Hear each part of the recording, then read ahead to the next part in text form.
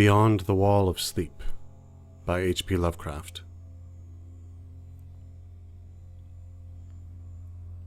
I have often wondered if the majority of mankind ever pause to reflect upon the occasionally titanic significance of dreams, and of the obscure world to which they belong.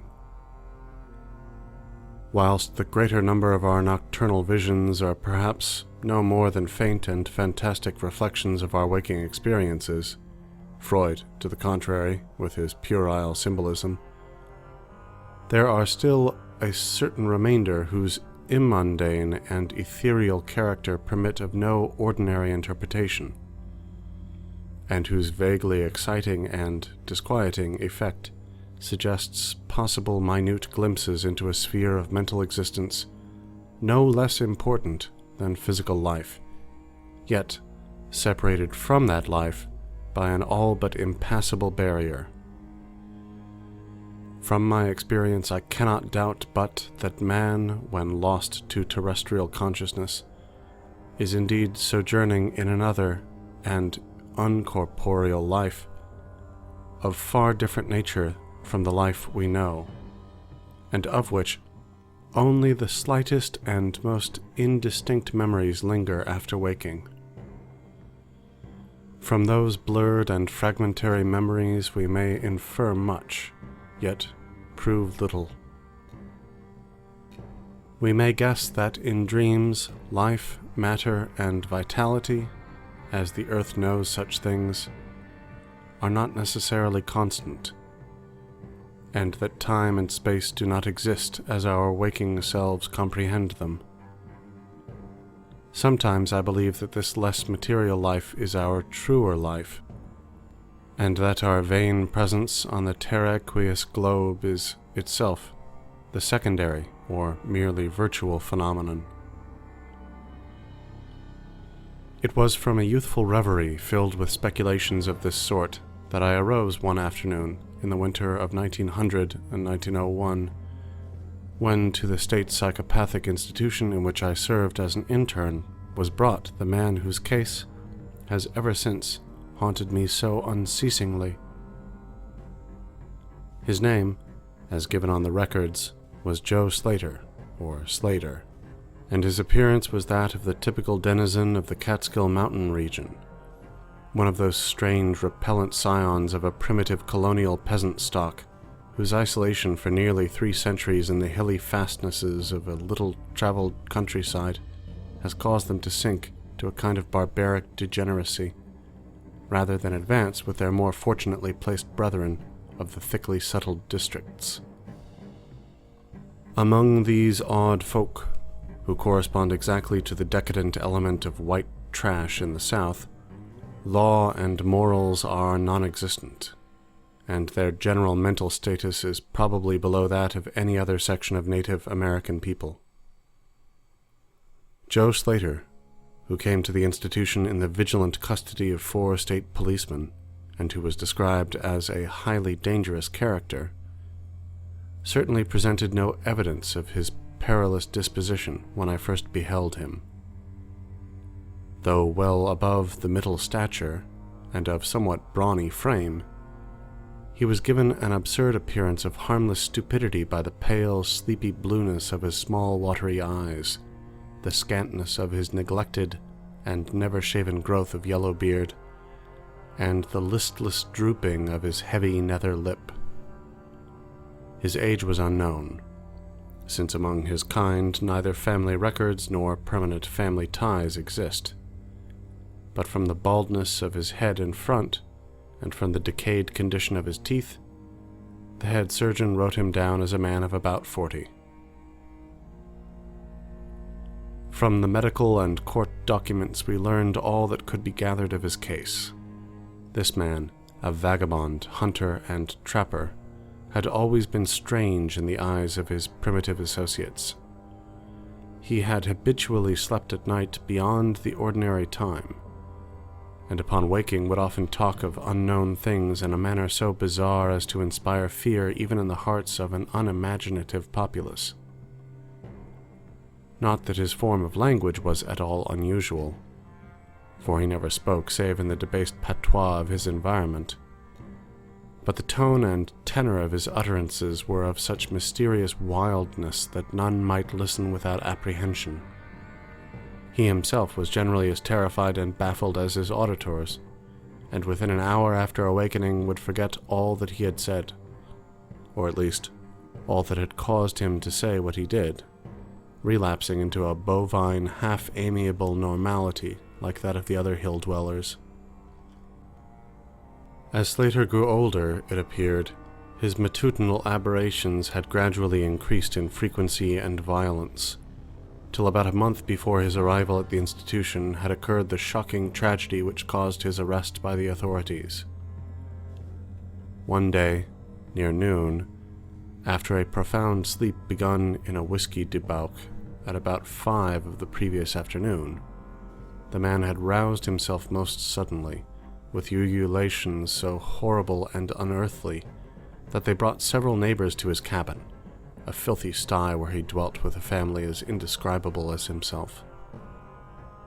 Rushing out into the snow, he had flung his arms aloft and commenced a series of leaps directly upward in the air, the while shouting his determination to reach some, quote, big cabin with brightness in the roof and walls and floor, and the loud, queer music far away, unquote. As 2 men of moderate size sought to restrain him, he had struggled with maniacal force and fury, screaming of his desire and need to find and kill a certain, quote, thing that shines and shakes and laughs, unquote.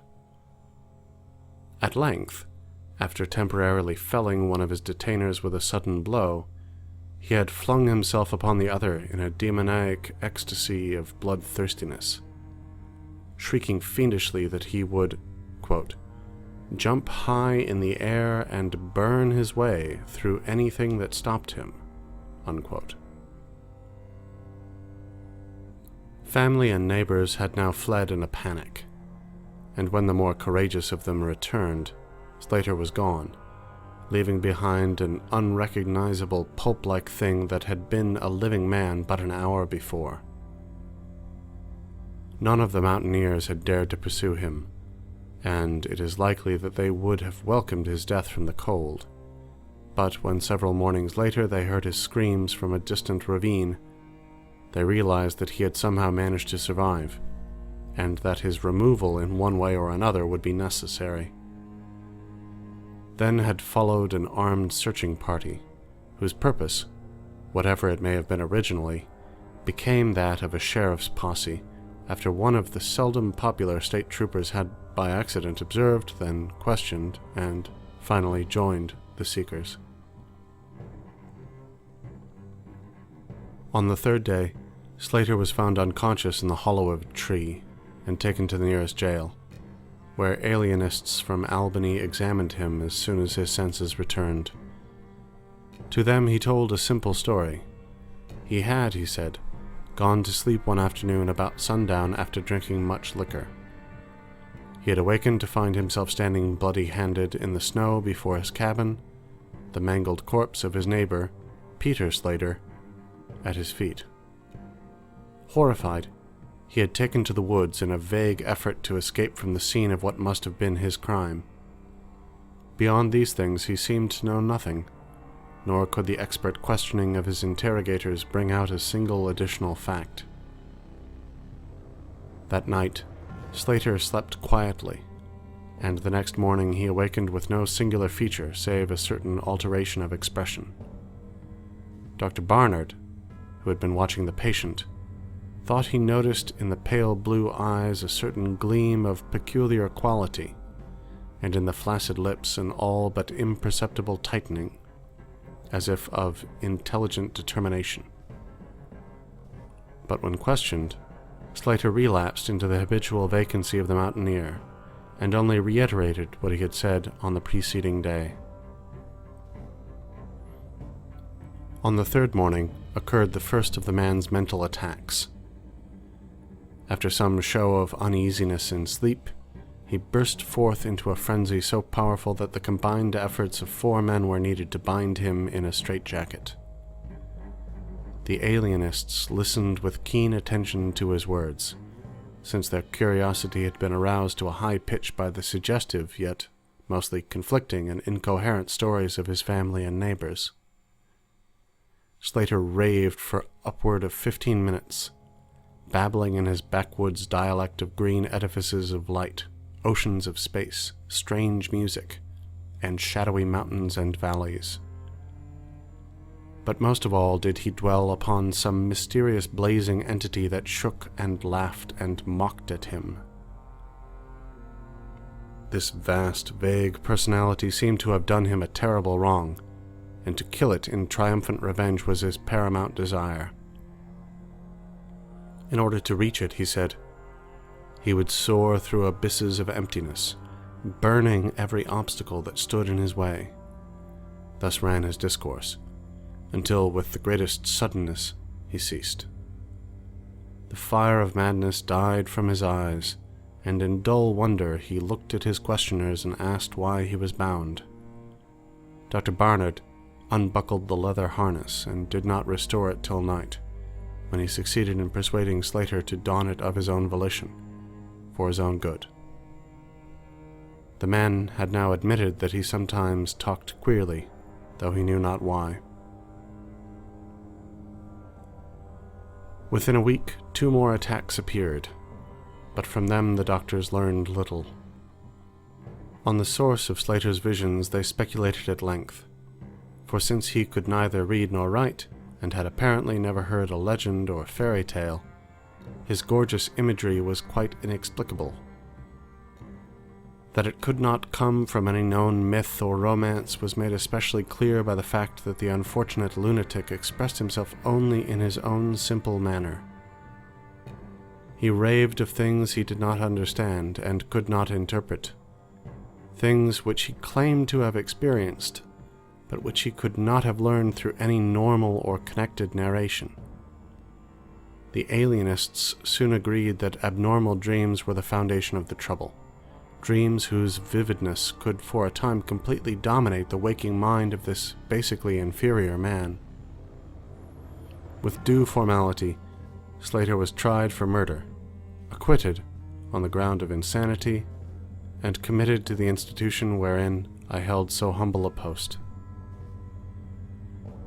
I have said that I am a constant speculator concerning dream life, and from this you may judge of the eagerness with which I applied myself to the study of the new patient, as soon as I had fully ascertained the facts of his case. He seemed to sense a certain friendliness in me, born no doubt of the interest I could not conceal, and the gentle manner in which I questioned him. Not that he ever recognized me during his attacks, when I hung breathlessly upon his chaotic but cosmic word pictures. But he knew me in his quiet hours, when he would sit by his barred window weaving baskets of straw and willow, and perhaps pining for the mountain freedom he could never again enjoy. His family never called to see him. Probably it had found another temporary head, after the manner of decadent mountain folk. By degrees I commenced to feel an overwhelming wonder at the mad and fantastic conceptions of Joe Slater.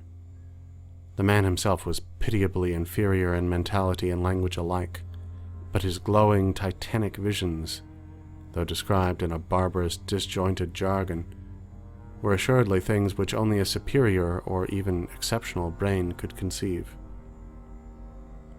How, I often asked myself, could the stolid imagination of a Catskill degenerate conjure up sights whose very possession argued a lurking spark of genius? How could any backwoods dullard have gained so much as an idea of those glittering realms of supernal radiance and space about which Slater ranted in his furious delirium? More and more I inclined to the belief that in the pitiful personality who cringed before me lay the disordered nucleus of something beyond my comprehension, something infinitely beyond the comprehension of my more experienced, but less imaginative medical and scientific colleagues. And yet, I could extract nothing definite from the man. The sum of all my investigation was that, in a kind of semi-corporeal dream life, Slater wandered or floated through resplendent and prodigious valleys, mountains, gardens, cities, and palaces of light, in a region unbounded and unknown to man. That there he was no peasant or degenerate, but a creature of importance and vivid life, moving proudly and dominantly, and checked only by a certain deadly enemy, who seemed to be a being of visible, yet ethereal structure, and who did not appear to be of human shape, since Slater never referred to it as a man, or as aught save a thing. This thing had done Slater some hideous but unnamed wrong, which the maniac, if maniac he were, yearned to avenge. From the manner in which Slater alluded to their dealings, I judged that he and the luminous thing had met on equal terms, that in his dream existence, the man was himself a luminous thing of the same race as his enemy. This impression was sustained by his frequent references to flying through space and burning all that impeded his progress. Yet these conceptions were formulated in rustic words wholly inadequate to convey them, a circumstance which drove me to the conclusion that, if a dream world indeed existed, oral language was not its medium for the transmission of thought. Could it be that the dream soul inhabiting this inferior body was desperately struggling to speak things which the simple and halting tongue of dullness could not utter? Could it be that I was face to face with intellectual emanations which would explain the mystery, if I could but learn to discover and read them? I did not tell the older physicians of these things, for middle age is skeptical, cynical, and disinclined to accept new ideas. Besides, the head of the institution had but lately warned me in his paternal way that I was overworking, that my mind needed a rest. It had long been my belief that human thought consists basically of atomic or molecular motion, convertible into ether waves or radiant energy, like heat, light, and electricity. This belief had early led me to contemplate the possibility of telepathy, or mental communication by means of suitable apparatus, and I had in my college days prepared a set of transmitting and receiving instruments somewhat similar to the cumbrous devices employed in wireless telegraphy at that crude pre-radio period.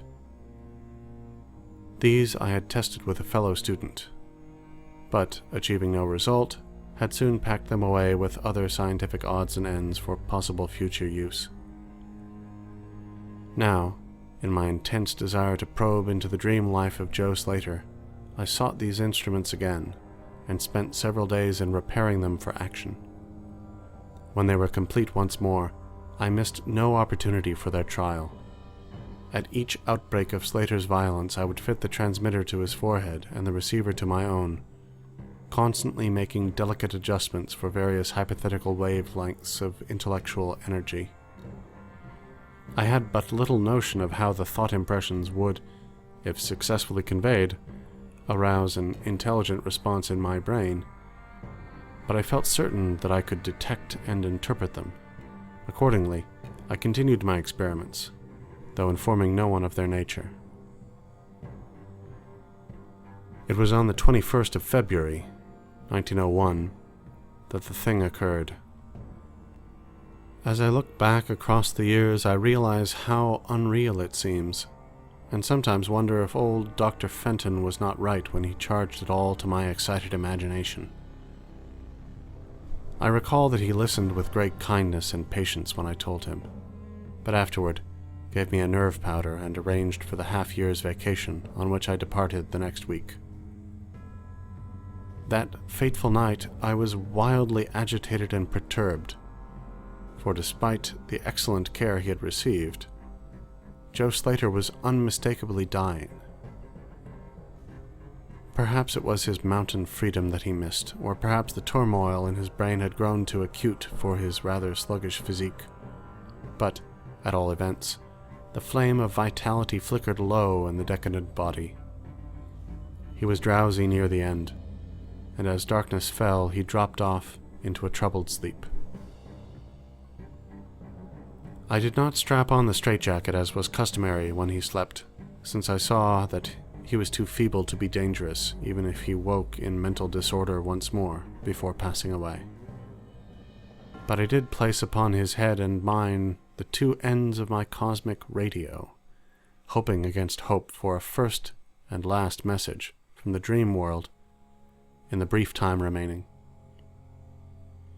In the cell with us was one nurse, a mediocre fellow who did not understand the purpose of the apparatus, or think to inquire into my course. As the hours wore on, I saw his head droop awkwardly in sleep, but I did not disturb him. I myself, lulled by the rhythmical breathing of the healthy and the dying man, must have nodded a little later. The sound of weird lyric melody was what aroused me. Chords, vibrations, and harmonic ecstasies echoed passionately on every hand, while, on my ravished sight, burst the stupendous spectacle of ultimate beauty. Walls, columns, and architraves of living fire blazed effulgently around the spot where I seemed to float in air, extending upward to an infinitely high vaulted dome of indescribable splendor. Blending with this display of palatial magnificence, or rather, supplanting it at times in kaleidoscopic rotation, were glimpses of wide plains and graceful valleys, high mountains, and inviting grottos, covered with every lovely attribute of scenery which my delighted eyes could conceive of, yet formed wholly of some glowing ethereal plastic entity, which in consistency partook as much of spirit as of matter. As I gazed, I perceived that my own brain held the key to these enchanting metamorphoses, for each vista which appeared to me was the one my changing mind most wished to behold.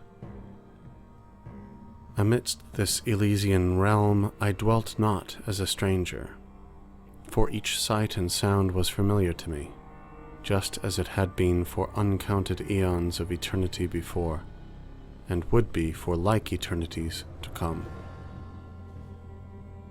Then the resplendent aura of my brother of light drew near and held colloquy with me, soul to soul, with silent and perfect interchange of thought. The hour was one of approaching triumph, for was not my fellow being escaping at last from a degrading periodic bondage, escaping forever, and preparing to follow the accursed oppressor, even unto the uttermost fields of ether, that upon it might be wrought a flaming cosmic vengeance which would shake the spheres.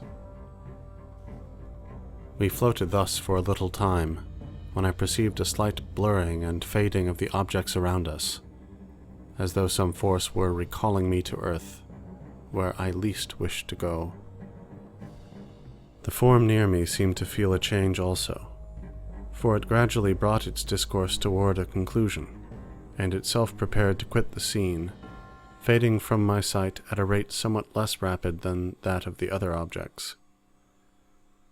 A few more thoughts were exchanged, and I knew that the luminous one and I were being recalled to bondage, though for my brother of light it would be the last time.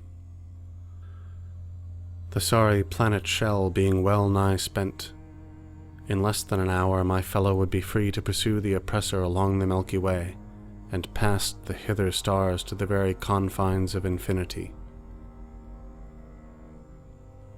A well-defined shock separates my final impression of the fading scene of light from my sudden and somewhat shamefaced awakening and straightening up in my chair, as I saw the dying figure on the couch move hesitantly.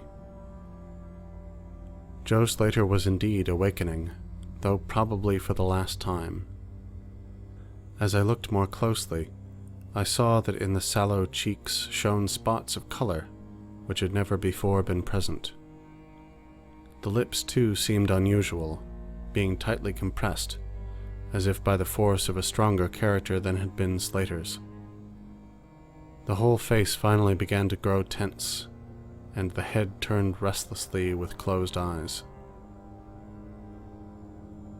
I did not rouse the sleeping nurse, but readjusted the slightly disarranged headband of my telepathic radio, intent to catch any parting message the dreamer might have to deliver. All at once, the head turned sharply in my direction, and the eyes fell open, causing me to stare in blank amazement at what I beheld. The man who had been Joe Slater, the Catskill decadent, was gazing at me with a pair of luminous, expanding eyes whose blue seemed subtly to have deepened. Neither mania nor degeneracy was visible in that gaze, and I felt beyond a doubt that I was viewing a face behind which lay an active mind of high order. At this juncture, my brain became aware of a steady external influence operating upon it. I closed my eyes to concentrate my thoughts more profoundly, and was rewarded by the positive knowledge that my long-sought mental message had come at last. Each transmitted idea formed rapidly in my mind, and though no actual language was employed, my habitual association of conception and expression was so great that I seemed to be receiving the message in ordinary English. "Joe Slater is dead," came the soul-petrifying voice of an agency from beyond the wall of sleep. My opened eyes sought the couch of pain and curious horror, but the blue eyes were still calmly gazing, and the countenance was still intelligently animated. "He is better dead, for he was unfit to bear the active intellect of cosmic entity. His gross body could not undergo the needed adjustments between ethereal life and planet life. He was too much an animal, too little a man. Yet it is through his deficiency that you have come to discover me, for the cosmic and planet souls rightly should never meet. He has been in my torment and diurnal prison for 42 of your terrestrial years. I am an entity like that which you yourself become in the freedom of dreamless sleep. I am your brother of light, and have floated with you in the effulgent valleys.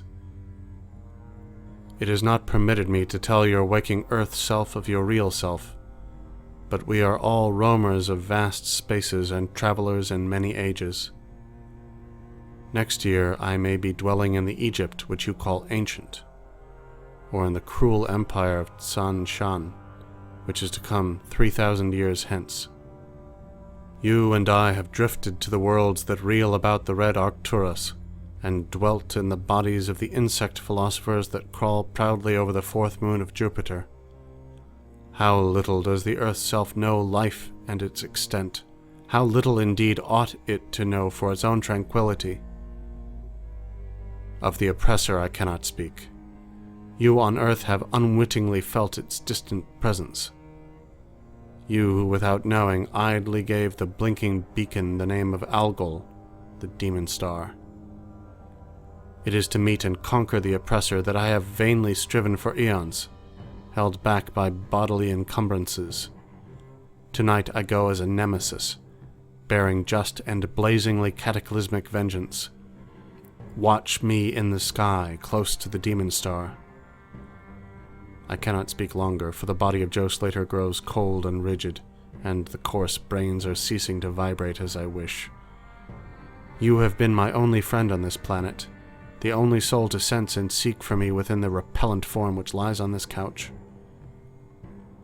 We shall meet again, perhaps in the shining mists of Orion's sword, perhaps on a bleak plateau in prehistoric Asia, perhaps in unremembered dreams tonight, perhaps in some other form an eon hence, when the solar system shall have been swept away.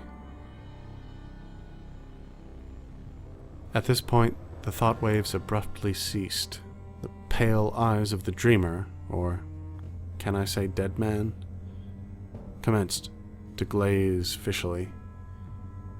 In a half-stupor, I crossed over to the couch and felt of his wrist, but found it cold, stiff, and pulseless.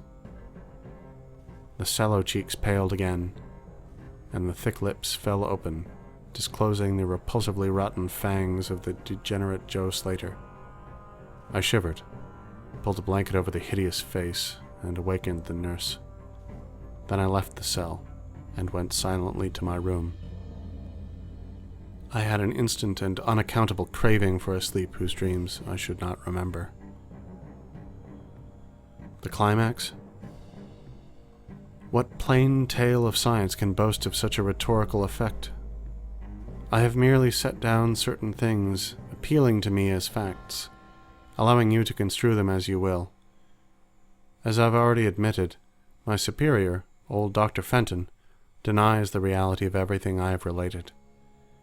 He vows that I was broken down with nervous strain and badly in need of a long vacation on full pay which he so generously gave me. He assures me, on his professional honor, that Joe Slater was but a low-grade paranoiac, whose fantastic notions must have come from the crude hereditary folk tales which circulated even in the most decadent of communities. All this he tells me, yet I cannot forget what I saw in the sky on the night after Slater died. Lest you think me a biased witness, another pen must add this final testimony, which may perhaps supply the climax you expect. I will quote the following account of the star Nova Persei verbatim, from the pages of that eminent astronomical authority, Professor Garrett P. Serviss. Quote, on February 22nd, 1901, a marvelous new star was discovered by Dr. Anderson of Edinburgh, not very far from Algol. No star had been visible at that point before. Within 24 hours, the stranger had become so bright that it outshone Capella. In a week or two, it had visibly faded, and in the course of a few months, it was hardly discernible with the naked eye. Unquote.